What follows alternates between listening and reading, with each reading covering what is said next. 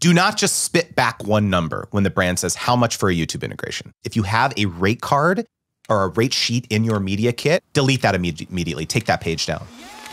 That's Justin Moore, a sponsorship coach who is helping thousands of YouTubers just like you find and negotiate their dream brand deals. In the last few years, his students have landed over $5 million in sponsorships, and that number is increasing fast. So what's his secret? My sponsorship wheel is my proven 8-step system to land consistent, well-paying sponsorships. It's in essence a sales pipeline. Today, you'll learn the right way to pitch yourself to brands. Most creators convince themselves that cold pitching doesn't work because of this. No, it actually does work, but you just have to... How to negotiate without leaving money on the table. This is one of the easiest ways to kind of upsell yourself and make 5, 10x more on a deal. Ooh. How to handle contracts. If you are checking for these things once you've received the contract, that's actually too late. Read your contracts. And that you're probably wrong about some things. Publish seems straightforward. Tell me if I'm wrong. You're 100% wrong. Okay. A lot of people don't do it right. Can you walk me through your sponsorship wheel from an overview standpoint? And then we'll dive in and talk about each piece and how people can use it to land their dream sponsorships. All right, so my sponsorship wheel is my proven 8-step system to land consistent, well-paying sponsorships. It's in essence a sales pipeline. This is a pretty foreign concept, I think, to a lot of creators. But I've been, my prior life, I guess, was kind of in the professional corporate world. I also ran an agency for many years and had to develop this muscle, essentially, which was how do you take a client from point A, pitching them essentially to all the way through closing the deal. And so I mirrored that process across to what actually creators should be doing when it comes to working and closing deals with sponsors and brands. And so the first phase is the pitch phase, right? And so this is your ability to send a pitch to a brand, to propose a collaboration, or to confidently handle a deal when a brand has reached out to you. So a lot of people think that a pitch is like, oh, you reaching out and pitching a brand, but no, you actually still have to pitch a brand when they come inbound to you because they, it's not, the deal's not across the finish line yet. They're probably talking with 10, 15, 20, 50 other creators. And so you still have to convince them that you're the best person for the job. Step number 2 is the negotiate phase. And so this is your ability to negotiate advantageous deal points with a brand or an agency so that you don't leave money on the table, right? The third phase is the contract step, okay? And this is your ability to create or review contracts or delegate it to pros, or like a lawyer, for example. Yes. So every negotiation deal point is accurately represented. Step number 4 is the concept phase. And this is your ability to review creative briefs and submit concepts to the brand or the agency, even if they haven't asked you to.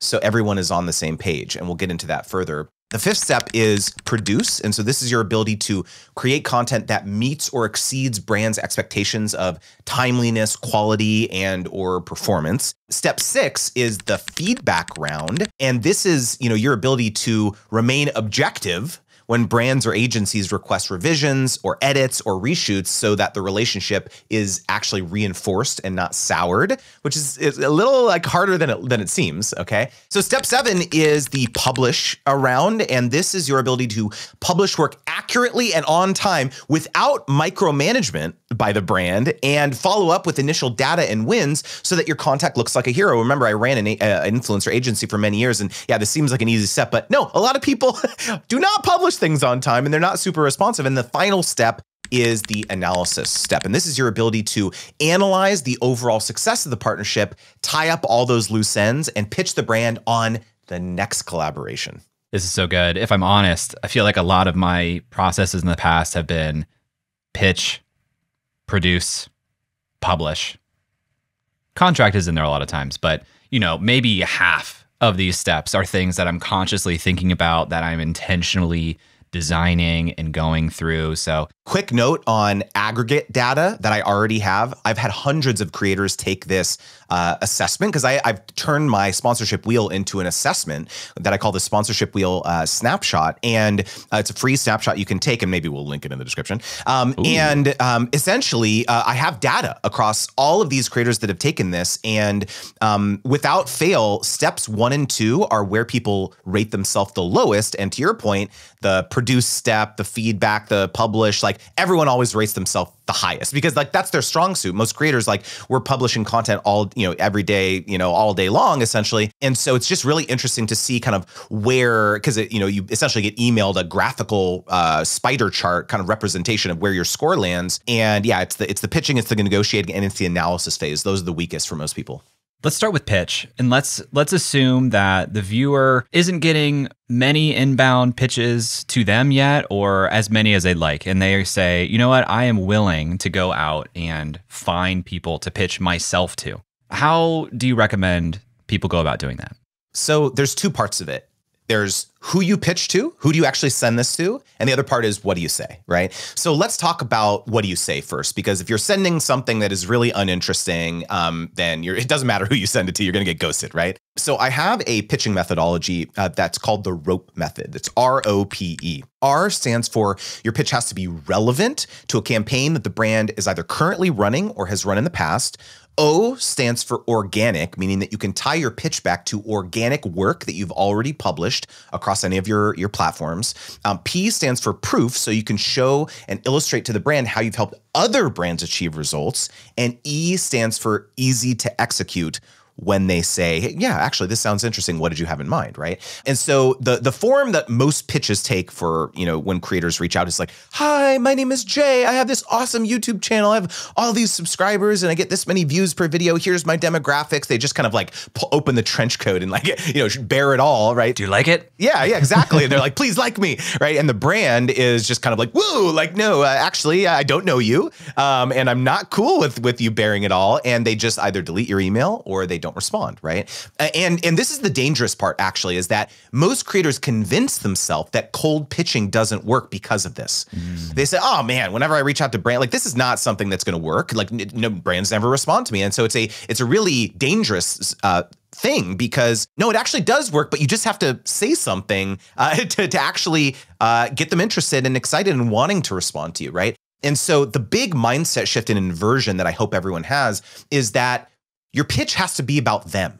It's not about you. And so the reason that the ROPE method is so powerful is that you do a little bit of research. You say, okay, what's going on in the brand's world? It seems like, let's say we're sitting here, January, right? Where we want to work with brands, the new year, et cetera. A lot of people think, oh, let me reach out about a new year, new you campaign, right? Maybe I'm a fitness creator, or I'm a habit YouTuber, and I talk about building habits. Perfect time, new year, right? I'm gonna reach out to this brand. Would love to talk about your brand, and they say, sorry, no, we're not actually doing any paid partnerships right now. And the creator's like, what the heck? That makes no sense. Well, probably it's because that brand has already allocated all of their budget for Q1 already, which is January, February, March. And so in reality, probably what you need to do is go back and see, well, actually, what campaigns were they running in Q2 of last year, right? So we maybe scroll back on their Instagram, we go back and look at their blog, maybe press releases, see what their marketing, the VP of marketing or influencer marketing manager is talking about on LinkedIn maybe, right? And you go back and you say, oh, it seems like they were running this spring campaign or something. I'm gonna go pitch them and say, hey, I saw that you were running this campaign last March or last, April, whatever it is. Are you gonna be running that campaign again this year? Then you link a post to illustrate that your audience has affinity for this. That's the O in the ROPE method, where it's like, hey, I also talk every spring, I talk about a similar topic about the importance of getting ready for the summer and getting those chiseled abs, right, et cetera, right? And then the P in the ROPE method is you say, I'm happy to share some insights of how I've helped, this other fitness brand achieve results. And the easy to execute part, this is critical, Jay, which is that here's exactly what I'm proposing to do for you. I'm going to do 2 integrated YouTube videos. I'm going to give you, the usage rights to take that content, cut it down into a 30-second ad and run paid advertising with it. I'll give you the rights through Q2. So end of, June or whatever it is. Are you free on Thursday at 10 a.m. to talk? That's the ROPE pitch. It's not, all these like big ambiguous promises or things that you say in the email that the brand's just not really excited about. So you see how much different that is than just like, yeah, hey, I'd love to collaborate with you. Do you want to chat? Yeah, this is so tasty for 2 reasons. One being you're talking about getting a quarter ahead of this because, as you've noted, brands just operate differently than individuals. They often are allocating budgets that were given to them by their boss, the company, and these are on a rolling basis. And the other thing that I really want to underscore, the easiest way to get a yes is to do all of the heavy lifting for somebody and say, all you need to say is yes or no.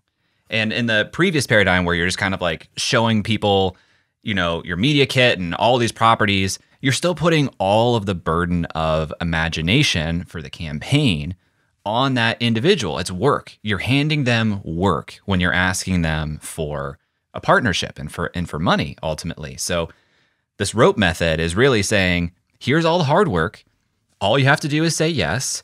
And I am aware of your timelines. I don't expect you to say yes tomorrow, because I see that sometimes with pitches too, where you make a great pitch and say, can we do this next week, next month? And by other constraints, the answer is just no by default. Yeah, and I'm really glad you brought this up about the additional work stuff, because it segs really nicely into the second aspect of how do you get on their radar. It's like pitching the right person. Let's say that you're trying to target a smaller brand. When you go on LinkedIn, let's say, and look at the marketing hierarchy of that company, there's probably only one person. It's probably the director of marketing. They have 10 people working there or 15 people working there. That person is probably the person that you want to pitch, because they don't really have anyone else.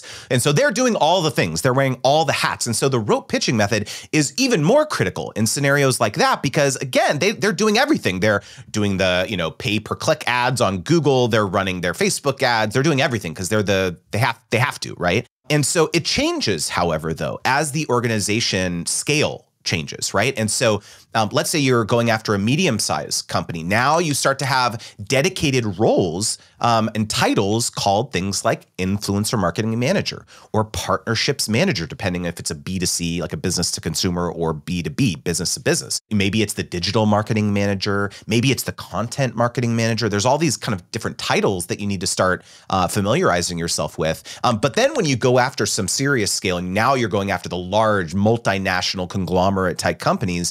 The important thing to understand is they have now delegated partnership strategy, paid partnership strategy, likely to an agency, a media agency, a PR agency, maybe even a dedicated influencer marketing agency. And the real complicated thing to realize is that the largest brands often have multiple agencies now. And so this is one of the things that I learned having when I ran the influencer marketing agency, was that there's just all these kind of myriad paths that you need to kind of understand and start to navigate when you start working with brands. And so the complexity definitely changes based on how many employees work there.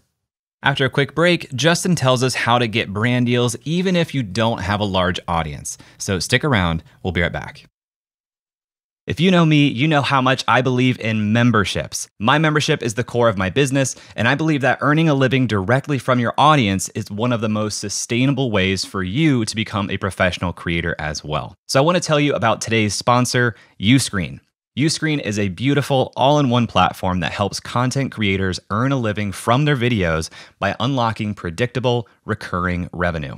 You can host private live streams for your members, build an on-demand catalog of premium video content, and Uscreen gives you a community hub to interact with your members too. They can access your community from their mobile phone, so your membership is right there in their pocket. With a Uscreen account, you get video hosting, an out-of-the-box website, full payment and subscription management, and plenty of third-party integrations too. And Uscreen makes it easy to get set up. You get access to powerful website themes that are fully brandable with no coding skills required. Uscreen is the platform for building a video membership site that is great for generating a sustainable income stream for professional creators. To try Uscreen, click the link in the description and let them know that Jay sent you. If I'm just getting started, let's say that I haven't done many or any brand partnerships or integrations, would you recommend that I start with a larger conglomerate and try to find that right person? Or should I start on the lower end where they have fewer employees? Maybe they do just have this director of marketing position. This is a great opportunity to talk about something that I call the sponsorship continuum. What you pitch and who you pitch changes based on where you're at in your creator journey. So a lot of creators start out and they're like, I'm going to go pitch Nike. I'm going to go pitch Coca-Cola. These are my dream Apple. Like these are my dream sponsorships. And so first of all, got to do a sanity check here. The chances of them, working with a smaller kind of nano micro, creator, usually low, not impossible. Sometimes they do kind of scale campaigns like that, but it may be more realistic to set your sights on the smaller to medium-sized companies in the beginning. But what I like to talk about when it comes to the continuum is you think about these kind of 3 moments in time. So when you're starting out and you don't have much experience, or you don't have a super large audience, and you don't have a lot of influence, if you were to reach out and pitch a brand and say, hey, let me talk about you on my YouTube channel, that's likely not going to move the needle for them, right? And so they're probably not going to respond to that. However, if the thrust of your pitch is, hey, brand, I did an audit of your social presence, right? I looked across all your social channels. I looked at your blog. I saw that you didn't, have these kind of content pillars in place. I would love to help create some content for you that you can utilize on your what's called O&O, your owned and operated, sites, or maybe third-party e-commerce platforms like Amazon, or maybe use it for paid advertising or something. Heck, maybe I can do some consulting for you. And in this scenario, your YouTube channel or your platforms are your portfolio. Mm-hmm. And so it's just, and a lot of people don't think that this is a sponsorship, but it absolutely is, because you're leaning on your credibility, having grown the channel, to help the brand in kind of some other interesting ways. And so that's the first part of the continuum. Then you move a little bit, you grow, right? Maybe you're getting thousands of views per video now, right? And so now maybe when you reach out, it's a combination. It's a combo of consulting. Maybe you're going to create some content for the brand use. And yeah, maybe now posting natively on your platforms maybe becomes part of the deal. It becomes meaningful to them. Now let's move to the third pillar of the continuum, which is, okay, you've achieved some scale now. You're getting tens of thousands of views or listens or opens, whatever your platform is. And now maybe it is incredibly meaningful for you to create and post exclusively natively on your platforms, and you're not doing anything for the brand on their platforms. And so I really like this continuum to help kind of, navigate where am I at in the journey, what types of brands should I pitch, and what's the highest probability of me actually closing this deal. You're kind of debunking this myth that I hear from creators a lot, which is they think there's this threshold of my audience being big enough to do these sponsorship deals. And maybe there are thresholds in the minds of some employees at some companies, but a lot of creators limit themselves because they think I need to have 10,000 subscribers or 10,000 followers. But it sounds like you're suggesting audience size doesn't matter. You just change what it is that you're pitching in terms of the deliverables of the partnership.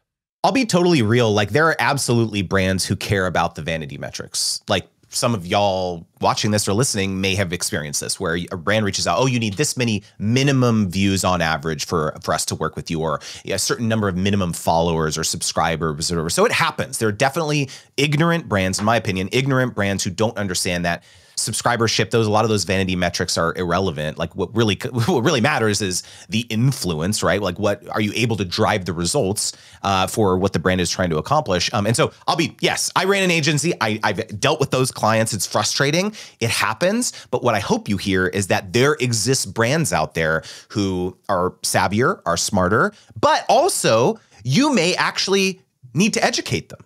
Right? A lot of what I talk about is like, actually, it's your job as a creator to educate them about what's more important when it comes to doing an activation and doing a collaboration with the creator. And a lot of people, I don't want to do that. It takes too much work. And okay, it's fine. But I can't tell you how many creators I've worked with and coached and all this stuff where it's like they put in the work. Oftentimes it's in a traditional industry, more of a kind of a traditional industry where brands aren't used to compensating creators in that way.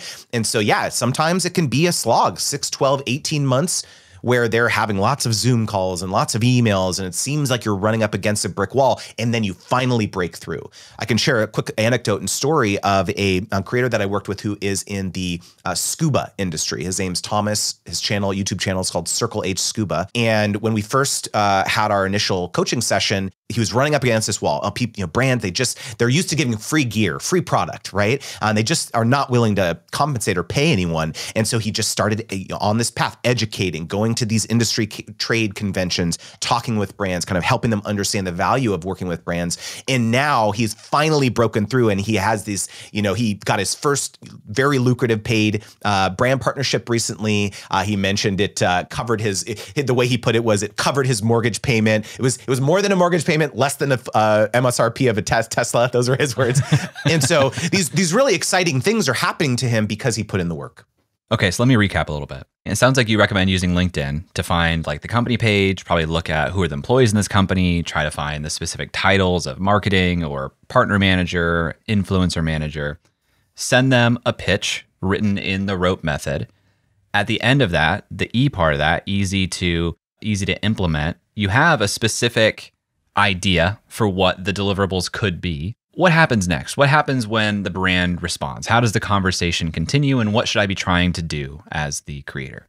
Well, now it's time to negotiate, right? A lot of creators think that they're just so lucky to have gotten the brand interested. And so any number that the brand throws out, well, this is how much we can pay you. They just say, oh, okay. They trip over themselves to say yes, and they don't want to counter, negotiate or counter offer anything else, whether it's the deliverables or the pricing or whatever it is, because they're afraid that the brand is going to walk away. And I get that. I understand. Partially, I understand. I get it because it's almost like validation. Those first couple paid partnerships that you do, when a brand gives you the time of day and is offering to actually pay you money, it almost is kind of you feel as though you can kind of give the middle finger to all these people in your life who doubted you. It's like, see, yeah, you all didn't believe in me. Like, look at this. This is a brand willing to pay me for this, content that I'm creating on the internet. That's a transformative moment. And so I understand that, like, it's a hard thing for me to tell people, like, hey,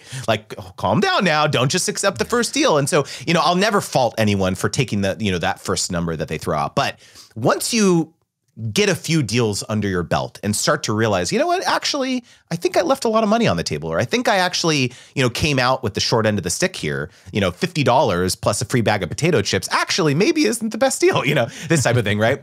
And so I think the first thing is acknowledging that you actually have a lot that you're bringing to the table as a creator. I kind of like to think of, creators as production companies in a box, right? You are the creative team. You ideate all of the ideas, right? You're the production team. You do it all. You're often the editing team, right? You are often the marketing team, and you have an organic distribution channel. If the brand didn't hire you, they would have to go out there and hire a production company, actors and actresses to star in this content. They'd have to hire an editing team to cut the content. And when they have that finalized piece of content, they now have to pay YouTube and Instagram and Facebook to run that ad. You can do all that yourself, right? And so the next time that you are feeling gun shy to send back a counter, offer to them, a different number, just remember that you have the power. I love laying out all the different cost drivers that a brand would have if their alternative was doing it in-house versus working with somebody like you who can create the asset and who potentially has an audience distribution for that asset. That's so good to help people realize the value that they're offering. Yep. When I send this pitch, even if I do have the idea for the deliverable, the E part of the rope method, I assume a lot of times timing is wrong, or maybe that specific package isn't right, and the brand responds like, this isn't quite right, but let's talk on the phone. How do I handle that conversation and come out with a new idea for what to offer to start the negotiation? The first thing I'll say is it's almost certain that the brand is going to say, we don't want to do that exact thing you're pitching. Because the point of the pitch is not to get them to say yes right away. The likelihood of them actually greenlighting it, okay, yeah, here's the money, do that exact thing you pitched me. No, it's giving them something tangible that they can react to. It also makes you look professional. It shows like, I am somebody to be taken seriously. 100%. It makes you look professional. And again, going back to the whole idea of like, don't make them do any work.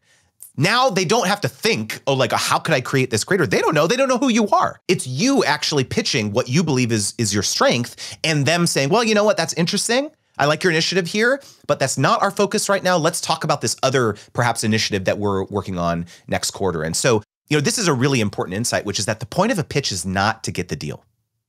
The point of a pitch is to get on their radar, so that the next time they have an opportunity that slides across their desk, they're going to think that creator that reached out to me is a perfect fit. And it's not just about reaching out that first time. It's about nurturing that relationship for a long time. So if they, just expect that they're going to, when you pitch them, they're going to say, hey, we don't have any budgets for any, paid partnership. Let me pull back the curtain, Jay, okay? I ran an agency for many years, and this is how it happens. Let's say you reach out and you pitch a brand cold on random May 4th, whatever, right? What you didn't realize was that the brand just wrapped recruitment for their summer campaign on May 1st. You're 3 days late, but there's no way that you could have known that. And so what happens? The creator looks at themselves. It's the long, dark night of the soul. They look at themselves in the mirror and they think, I suck. Play a violin right here, by the way. I suck. The brand hates me. My pitch sucked. No one's ever going to want to work with me. And this is what happens, is that you turn inward, right? And I get it. I totally understand that, especially in the absence of them telling you that, right? Because a lot of brands won't, right? And you absolutely cannot give up here, because what happens? On, middle of May now, or late May, the brand is going to have an an executive team meeting where the CEO is going to ask the marketing team, hey, how much money did we allocate for the summer campaign to TikTok or to YouTube or something like that? And the marketing team's going to look at themselves and be like, oh crap, we don't have a YouTube strategy, or we don't have a TikTok strategy, or whatever, and realize that in order to appease their executive team, they have to get their act together and figure out what to do. But again, the summer campaign's already fully baked. They already recruited the people. They can't do anything about it, right? And so campaign starts happening. Okay, great. Now, here's what you do. You parachute into their inbox on random June, 4th, whatever. And you said, hey, saw this, article on Adweek or Digiday about how other brands are, in your industry are killing it with, long form YouTube content or short form content, whatever. Thought your team might enjoy this, right? And so again, they remember who you are, right? You provide value. They call an internal meeting to talk about this article that you sent. Oh, interesting. Okay. Again, providing value. Now they, fast forward to end of July or, middle of August. Okay, now we're going to have an all hands meeting about the results of the summer campaign. Interesting. Okay. Now they're going to talk about, okay, here's how it went. And here's why we need to allocate an additional 100K or 500K to long form video content or short form content for the fall campaign. And again, here you come back in their inbox with some other value, an article or an offer to chat with their team, whatever. And so now fast forward, here we are, end of, back to school time, whatever. Finally, the CFO greenlights that incremental budget for that fall or maybe even holiday or winter campaign. And so but surprise, surprise, who do you think they're going to reach out to about that campaign? You think it's going to be that creator that gave up way back at the beginning when the brand said, oh, sorry, we're not recruiting anymore? No, they're going to reach out to you because you were at the forefront of their mind for 4 months providing value. Talk to me about these parachute emails that you're sending during this period of time, because a lot of times the timing's bad. Brand says, hey, sorry, timing isn't good. We take that as rejection. We think that that partnership is never going to happen. Sounds like you take that as a first step. As you said, the goal of the pitch is to get on their radar. So how do I continue the relationship in a way that warrants a response from them, but isn't you just saying like, hey, do you have money now? Do you have money now? Do you have budget now? Like what is that conversation like? There's this great visual. It's this miner underground. He has a pickaxe. Okay, there's 2 miners. At the very end of the graphic is riches, right? We've got diamonds, we've got cash, we've got a treasure, right? The miner on the bottom is faced the other direction. There was a sliver of ground in between him and the goal, and he gave up at the very last minute and is kind of dejectedly walking back towards the beginning. And it's the miner on the top who is just continuing to chisel away, realizing that on the other end of a bunch of hard work, guaranteed is going to be riches. Guaranteed is going to be, that treasure. If you look at it on a per brand basis, yes, of course, there are going to be some deals that don't pan out and some brands who just, kind of put their hand up and aren't going to. But if you look at it, the strategy as a whole, and look at it as long as I keep persevering, as long as I keep providing value, and there's various different things that you can say in these email. We talked about the articles that can help. Something I've done a ton is like lunch and learns. Hey, let's get on a Zoom call. You can call, everyone from your agency or everyone on your brand, and we can talk about what I'm seeing on the ground as a YouTuber or what I'm seeing on the ground as a TikToker. They'll eat that stuff up. Like they don't get it. Number one, they don't get a chance to talk with creators in that way because a lot of creators don't want to give them the time of day to get on a phone call like that, right? And so if you're the person out there at the forefront, educating them, helping them understand how to cut through not only with their partnership strategy, but with their own content strategy. Because remember, brands are posting stuff on the internet too. It's not just collaborations with you, right? And so if there's like nuggets that they can learn from you, that's really valuable. And so my whole thing is like, it's this concept of pivoting. If they say no to you, you don't accept no for an answer. You say, okay, you didn't want that, fine. Let me pitch you something else, or let me propose this other thing to you over here. Or, oh, how about a seasonal, idea? You didn't want to do a holiday thing. How about New Year, New You? Oh, you don't want to do New Year, New You? How about spring? This type of thing. It's like you can never give up unless they say, don't ever contact us again. Of course, don't contact them. But like most brands are not going to do that. A story here from a client of mine, a coaching client. Her name is Emma. She runs a cruising YouTube channel. And she shared in our private community recently that she finally, it was like we have a share your wins section of our community. And she said it took 4 emails of pitching this one particular brand without hearing back from them until she finally got a response. And they said, oh, I'm so sorry. It's just been crazy on our end. Yeah, let's work together. And now they're moving forward on a deal. So could you have the tenacity, everyone listening here, could you have the tenacity to email a brand 4 times without hearing back from them? Like, could that be a goal that you set for yourself and realize that, it's not no, it's just not yet? Yeah, I think about this sometimes. I mean, this is true in different professions too. Like if you're pitching an investor, these people, part of their job is allocating funds. You're not imposing by giving them an opportunity that is part of what they're doing in their day-to-day job anyway. So I love this tip of being tenacious.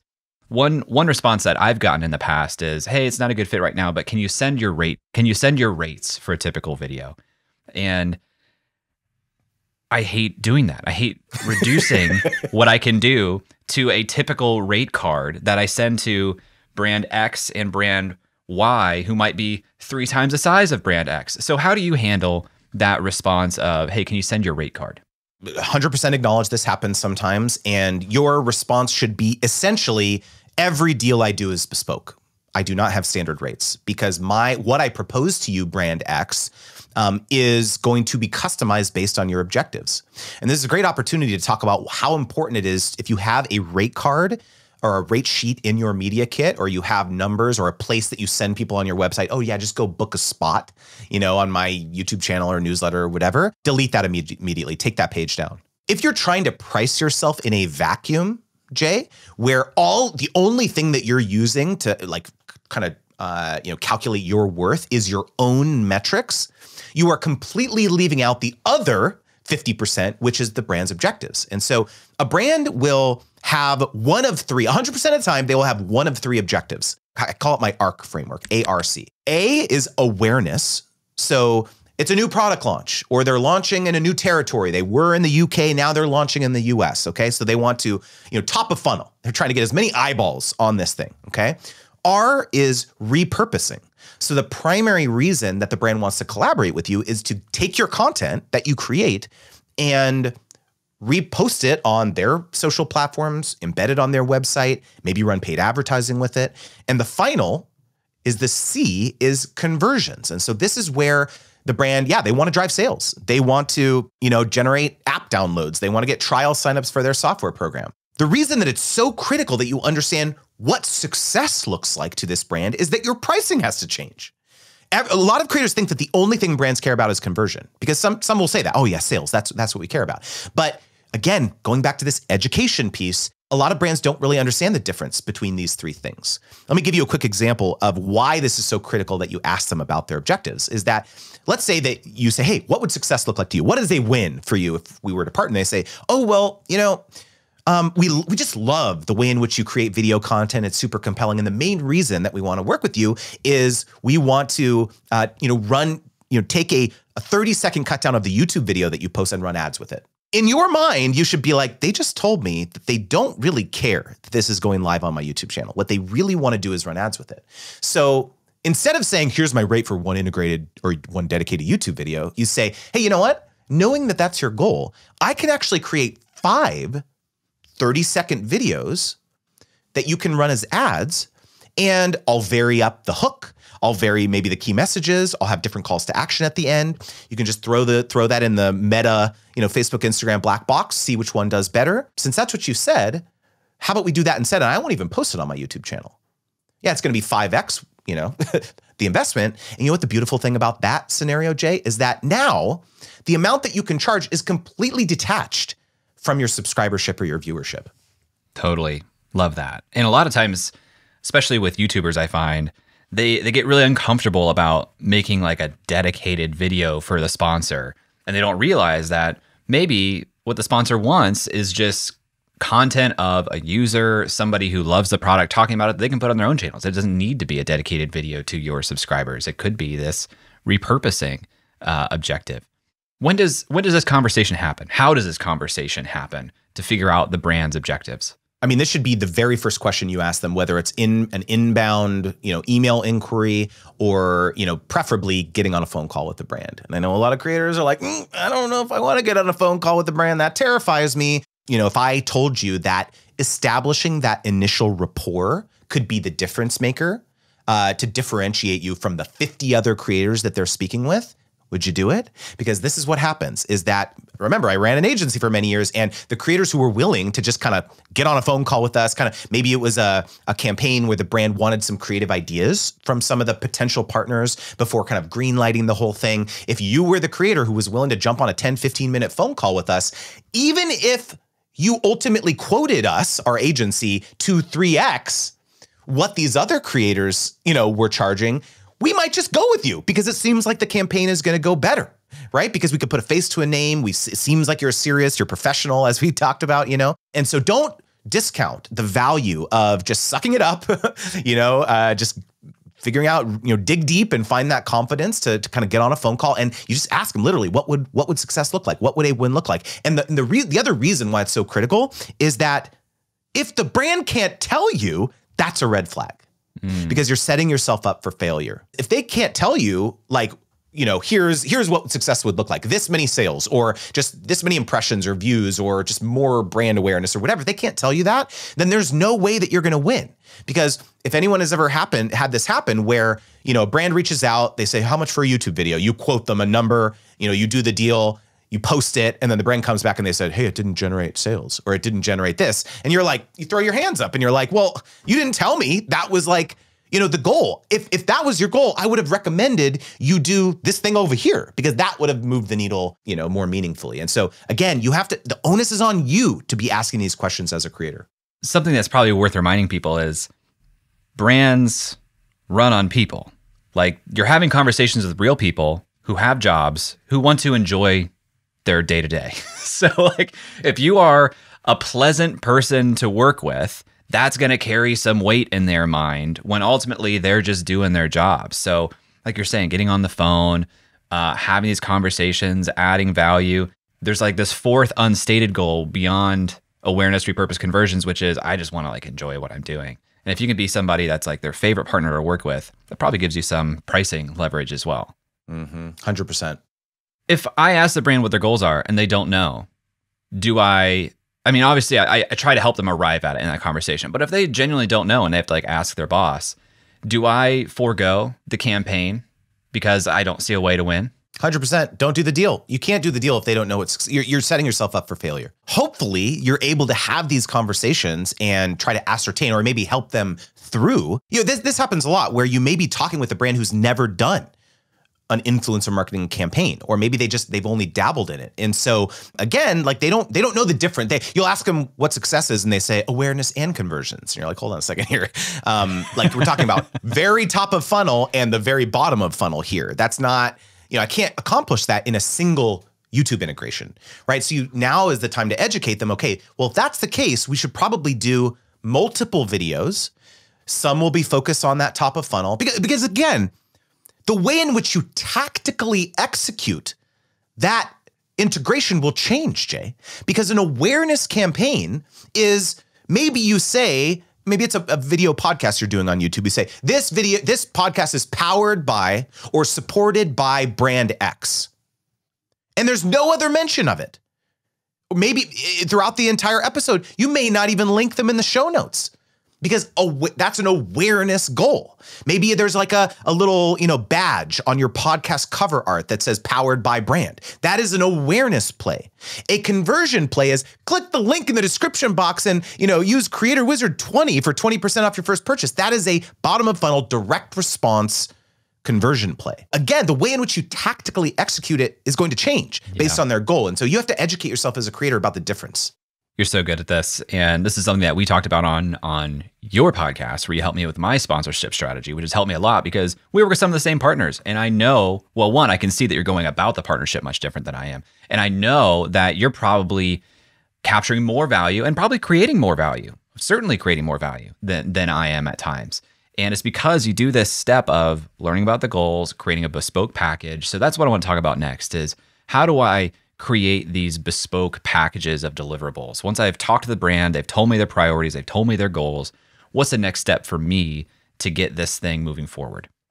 Hey, if you're publishing content, but you aren't really making any money doing it, then I've got something for you. Check out my free professional creator crash course. In just a few days, I'll teach you how to earn a living as a professional creator. Just click the link in the description. Let's start with the basics, which is, okay, moving from here on out, everyone watching or listening, do not just spit back one number when the brand says how much for a YouTube integration. Okay, don't do that anymore, okay? Because you're leaving a lot of money on the table, okay? And so from here forward, we're always going to offer multiple packages, even if the brand is not asking for them. Okay, you're not limited by what the brand is asking for. Okay, just give yourself that permission. Okay, it's very liberating for a lot of people to think, oh wow, I could actually, like, even though they're asking for one YouTube video, yeah, you could pitch them 5 YouTube videos. You could do that. It's okay, right? And the reason that you do that, by the way, Jay, let's go back to first principles here, is because again, they're probably talking with lots of different creators, not just you. And so if you help them understand, oh, actually, we could just do one contract with this one creator. They could do 5 times the amount of work. It's less email threads, less back and forth. Sure, you have now just basically stolen or borrowed budget from all those other, other creators that they were going to potentially work with. And so this is one of the easiest ways to kind of upsell yourself and make 5, 10x more on a deal. But it's not just about quantity of work, because a lot of people think, okay, packages, sure. Let me do 5 packages and I'll just like linearly increase the amount of deliverables. One video, 2 videos, 1 video, 3 2 videos, 4 videos, 5 videos. And maybe, and maybe the only incentive for the brands to pick that higher tier is like a price concession, like a discount or something, right? A lot of brands are just not going to pick that, right? And so instead, the real eye-opening change is you have to tie the brand's goals to what you propose in each tier. So there's different tactics to help them meet their goals. And so you talk with them on that phone call or in the email thread or whatever, and they give you a couple different goals. Oftentimes they will. They say, okay, driving more leads to, XYZ, or yeah, maybe sales is one of the goals, or maybe, getting some great content is another goal. And they're going to tell you a couple of different things probably. And so you say, okay, great. For goal 1, which is getting great content, that's going to be package 1. That's where I create some assets for you that I don't even post. You can repurpose those in various different ways, XYZ, that's price X, okay? Package 2 is now gonna be completely different than package 1, because it's gonna be tied to goal 2. Goal 2 is, let's say, conversion focus. Okay, that's where I'm gonna do the newsletter blasts, or that's when I'm gonna post on my community tab on YouTube. And I'm gonna give people a promo code or whatever, right? Because we're trying to drive, that's a direct response type advertising approach, right? And then package 3, yeah, maybe that one is gonna be the awareness play. And that's where you're gonna be the 12-month exclusive sponsor of the podcast or the YouTube channel or every video I do or whatever. And so what do you think is the big learning lesson here, Jay? Is that the only way for the brand to accomplish all their goals is to pick the top package, which includes everything. Ah, so good. It's like sponsorship jujitsu. If they're gonna ask for multiple goals, it's like, all right, but yeah, I'm embarrassing myself because I actually don't know the difference between karate and jujitsu. I just was kind of doing this type of thing. Yeah. Okay, let's fast forward a little bit. I am woefully underperforming all of the areas of trying to hit the sponsorship wheel, but I want to hit a couple more high points. We've got the packages. Brand says, I want package 2 or I want the top level. Let's talk about the contract. Am I sending the contract? Is the brand sending the contract? Who takes the lead there? I would say, rule of thumb, the larger a brand gets, almost in all circumstances, they're going to have a boilerplate contract template that has been blessed by their legal team that they're going to want to send to you. The smaller a brand is, they may not have a contract, for you to say. And so they'll either say, oh, it's okay, we'll just use this email thread as proof, or this DM exchange as proof. Definitely not okay. Or they're going to say, can you send the contract? And a lot of creators are like, they clam up because they don't have one or they don't know what to do, right? And again, going back to this whole professionalism thing, one of my biggest pieces of advice is go out and hire a lawyer for a couple hours, ask them to create a boilerplate contract template for you, where the only thing that you change on a deal by deal basis is the appendix, which is essentially the very last page. It includes everything about the deal dynamics, right? You've got the SOW, which is the statement of work, kind of the deliverables.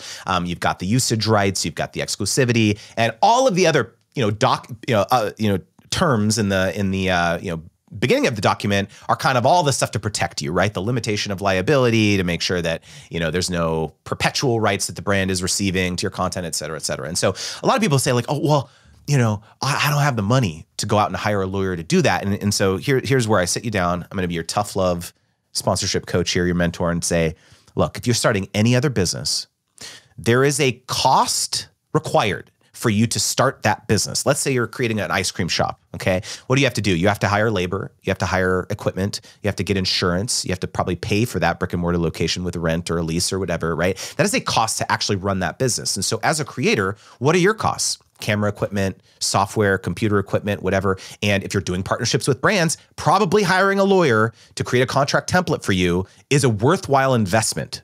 Don't just say, oh, I'm not going to do this until I have a deal in hand that will pay for that. And because a lot of people, oh, well, my deal is $500, $1,000. If I hire a lawyer, I'm going to eat up all my profit. It's like, no, this has to come first. Okay. If you're serious about this as a creator, this is something you should do.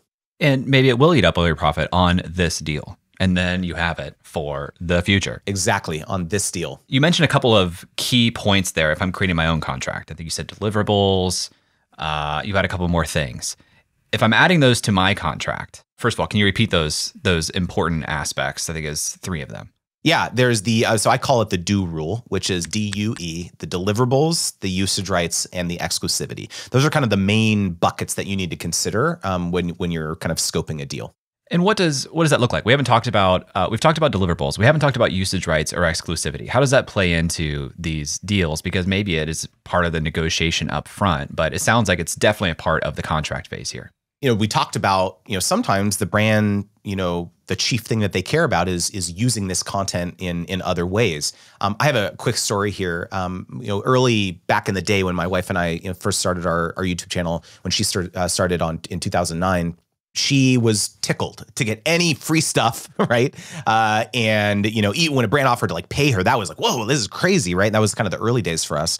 There was this deal that we did where we had worked with this brand, a clothing brand, several times, but they weren't compensating my wife, April. They were paying her in site credit or like kind of clothing credit, right? It was a kind of a major fashion retailer. Again, I think she was getting at that time maybe like $1,000 worth of credit, which was awesome to her, $2,000, this type of thing. What we didn't realize though, is that the agreement that they sent to us, clarifying that we were going to get the $1,000, $2,000 worth of clothing credit, we signed away the usage rights for broadcast TV.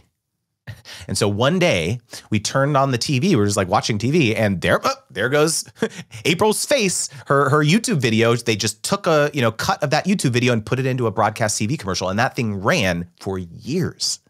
Wow. And the compensation that we got from that was $2,000 worth of clothing credit. And again, like a lot of what I'm talking about today, and a lot of what I've learned over the years, having been a creator myself for many years, but also running the agency, is this type of thing. It's the hard-earned mistakes that we made along the way, which I'm trying to like help people realize. And so this is why usage rights is so important. It's not just letting the brands embed it on their website or put it on their Instagram or something. It could be something as significant as broadcast TV or out of home, like a billboard or a bus bench or a print magazine or something like that. And so there's 2 different types of usage rights. You've got the organic usage rights, which is allowing the brand to just natively repost the content on their site, their social, et cetera, or paid usage rights, where not only are they going to post it there, but they're going to put additional dollars to amplify it to a lot of people, not just your audience. And so that second bucket, which is the paid usage rights, they absolutely should be paying you for that privilege, because they're using your name and likeness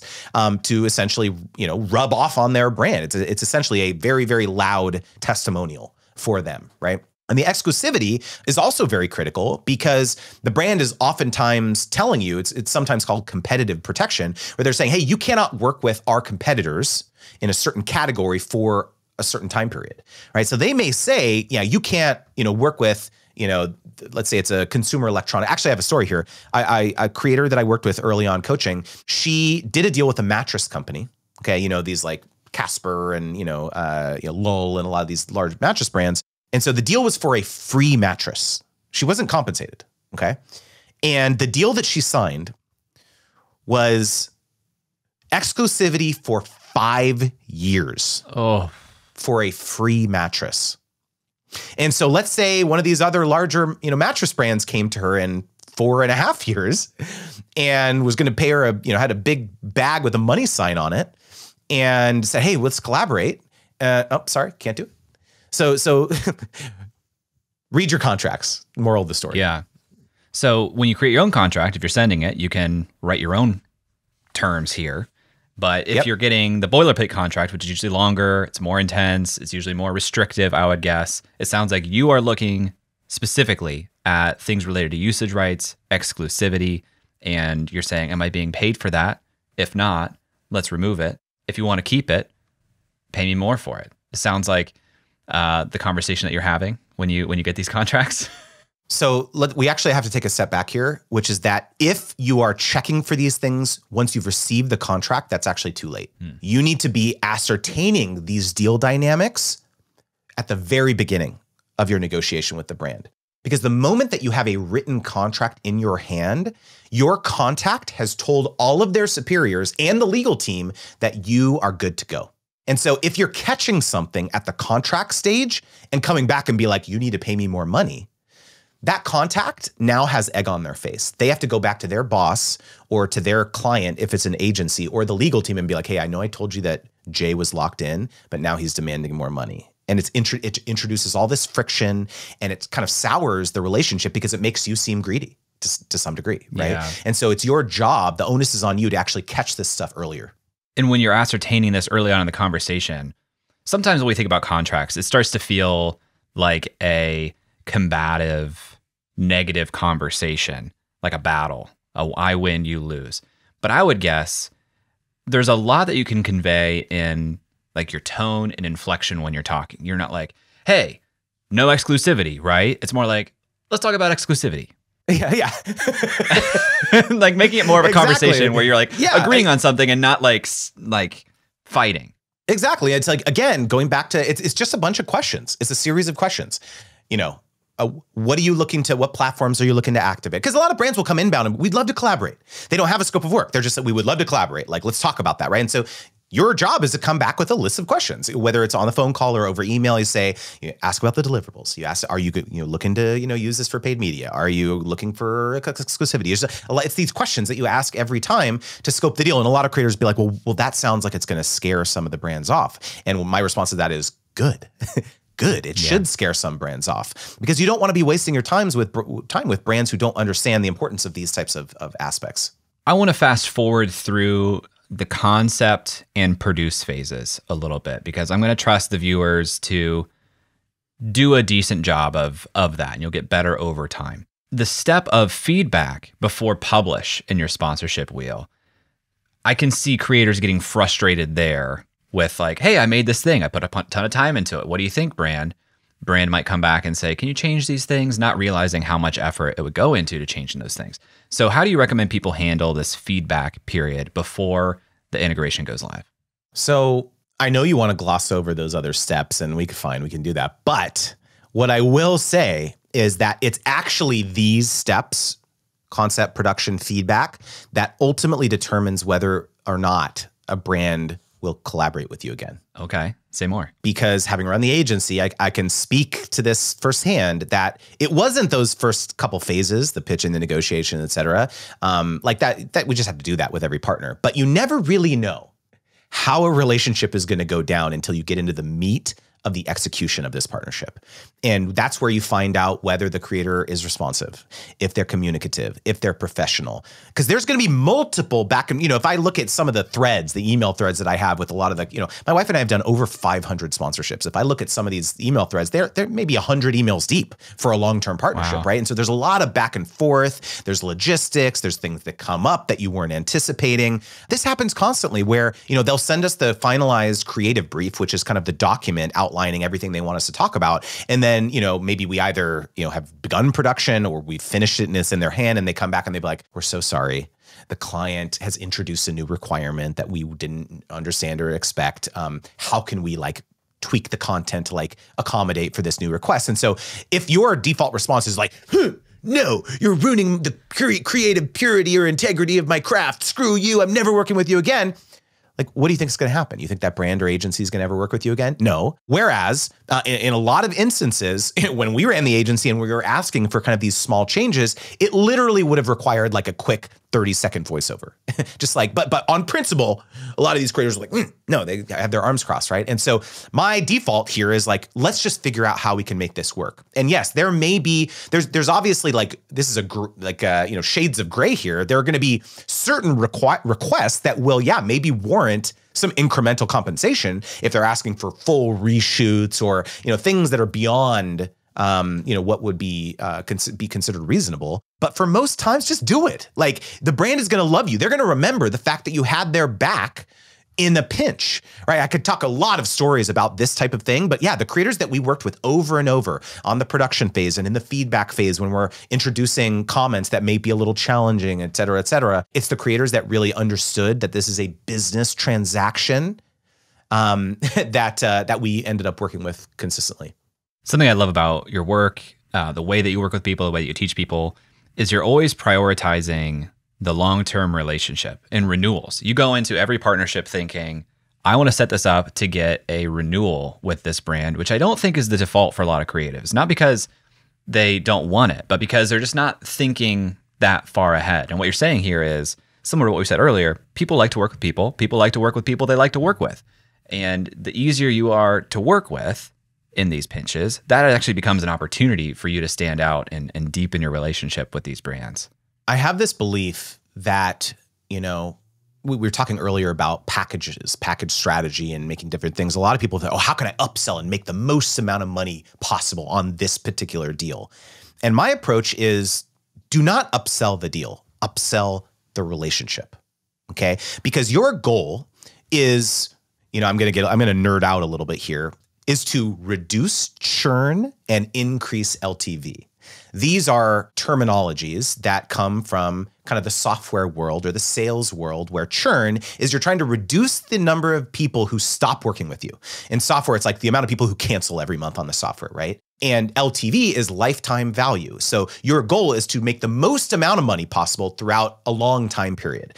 And so the way in which you do that is to prioritize the execution of the deal, prioritize the entire relationship, and not try to take every last dollar off the table when you collaborate with the brand. The reason that sponsorships feel unpredictable to you is because you're not approaching it this way. You're thinking it's going to be this one-off kind of transactional thing. You do a deal with the brand, you literally never talk to them again, and now you're back there out on the street hustling for scale change. Oh, new brand?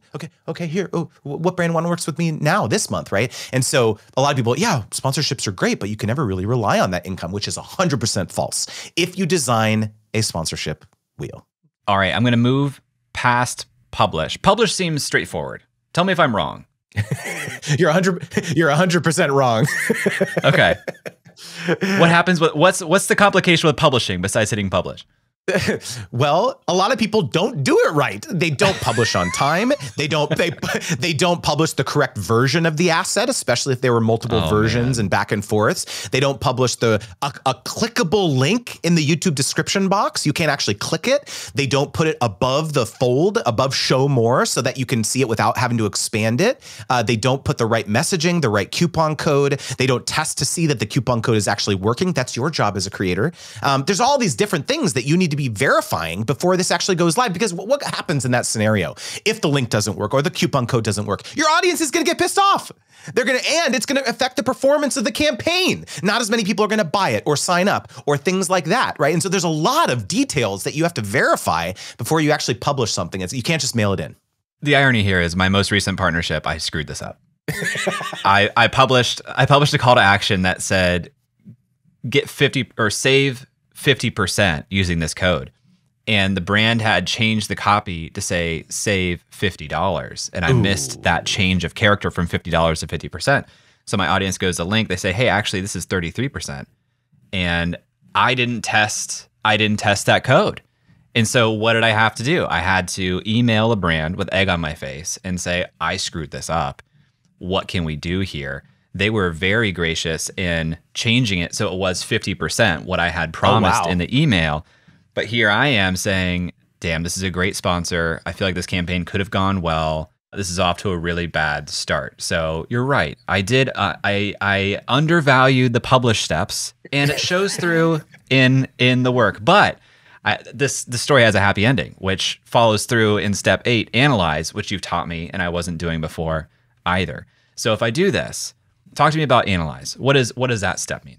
Real quickly, I wanted to comment on the overconfidence that you just displayed around publishing and production and all this stuff. When people take the sponsorship wheel snapshot, they almost always rate themselves very highly on these 3 steps. And then when they ultimately go through my program or watch a lot of my content, they will then take the assessment again and rate themselves actually lower, because sometimes you just don't know what you don't know. You think you're really good at something until you realize what actually goes into it to really execute a successful partnership. And so it's not like that's not an uncommon thing to think, oh, actually, this is the easiest step, right? And when in reality it's not. So when it comes to the analysis step, we talked about how virtually no creators do this. And when I talk about analysis, what most creators think of is I'm just going to send screenshots to the brand. They ask me for screenshots of my YouTube analytics or screenshots of my Instagram or whatever it is, right? Whatever platform it is. And the brand seems to be okay with that. Like that's all they're asking for, right? But again, we're not here to just do the bare minimum, right, Jay? We're here to exceed and do excellent work and become the most professional partners. And sometimes the brand doesn't ask. Sometimes the brand doesn't even ask. Right. And so I have in the past just done no follow-up after a campaign has run.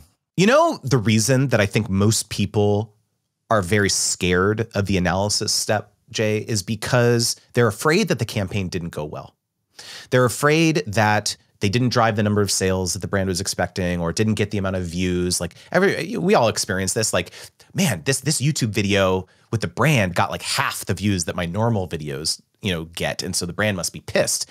When in reality, the brand's over here popping champagne bottles. They're stoked, but they're not telling you this, right? Because you didn't ask them, right? And so from my perspective, there's only 2 scenarios in this analysis step. You have to reach out to the brand and ask them, how did it go?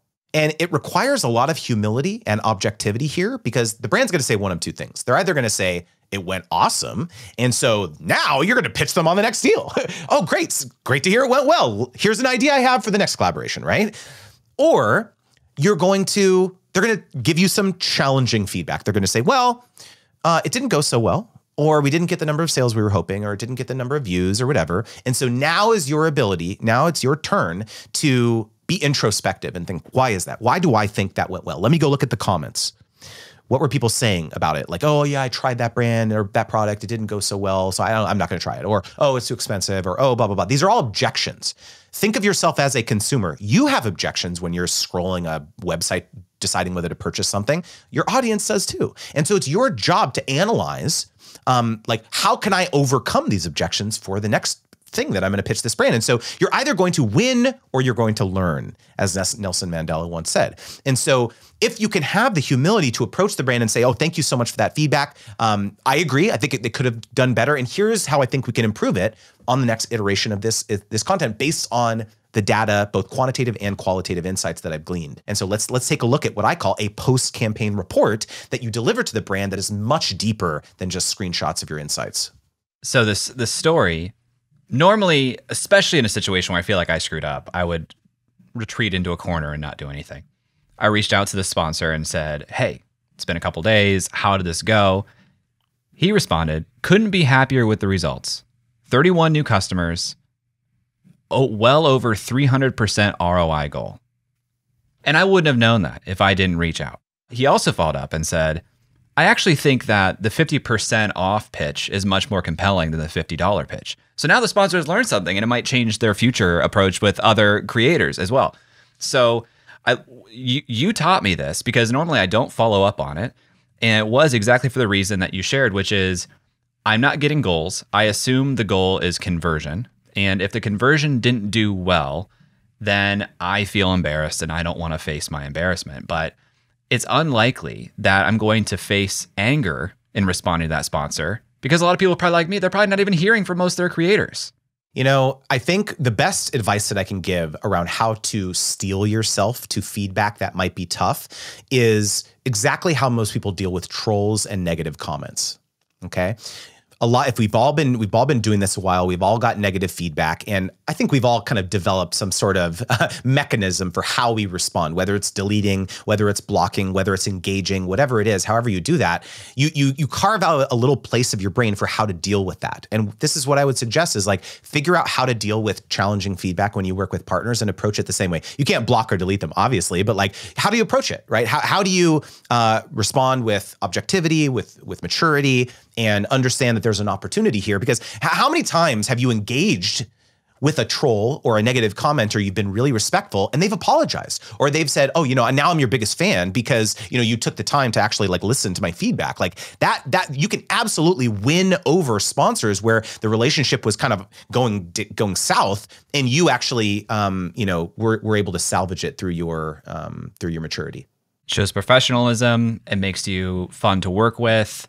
I mean, I would rather work with people that I've worked with in the past than start a relationship from scratch every single time. So the more that I empathize with the sponsor, the more I realize, man, following up is a no-brainer all the way around, even if I feel like the campaign might have underperformed our hopes for it. And a lot of times it's not even true. A lot of times it performs better, and you just don't even know unless you ask. One thing that we haven't talked about, which is I think a really important kind of summarization of this whole conversation, is that when you are analyzing this and when you are kind of you're wrapping this up and tying it with a bow, is understanding that a lot of times brands like will just get excited about the ability to partner with you, given who you are and who you represent to your community or to the industry, which is an unquantifiable thing.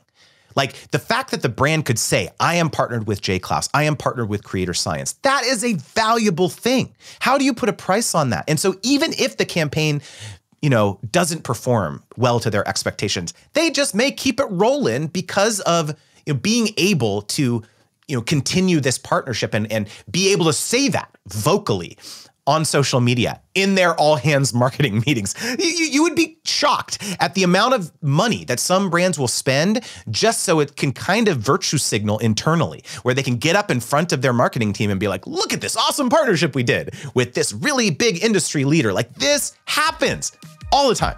Believe me. Sponsorships can be a huge revenue source for any creator business, but it shouldn't be your only one. If you want to learn how you can diversify your income as a YouTuber, check out this video where I break down how I made $300K in 2022 with only 3,000 subscribers.